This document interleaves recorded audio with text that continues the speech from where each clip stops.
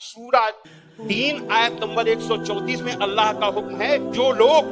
तंगी और खुशहाली की हर हालत में अच्छे से अच्छा काम करते हैं और गुस्से को रोकते हैं और लोगों के गुनाहों को माफ करते हैं, तो अल्लाह ऐसे लोगों को पसंद करता है। हजरत मोहम्मद सल्लल्लाहु अलैहि वसल्लम पर कुरान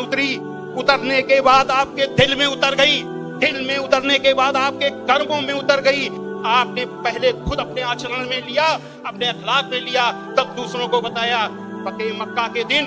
वो अबू सुफियान जो आपके खिलाफ मक्का की एक लड़ाई में आपके खिलाफ नेतृत्व करते थे, जब वो सामने पड़े फतेह मक्का के दिन, तो हजरत मोहम्मद सल्लल्लाहु अलैहि वसल्लम ने कहा कि आज अबू सुफियान को माफी, और जो अबू सुफियान के घर में दाखिल हो जाए उसे भी माफी। आज जो अपने घर के दरवाजे बंद कर ले उसे माफी, जो मस्जिद में चला जाए उसे भी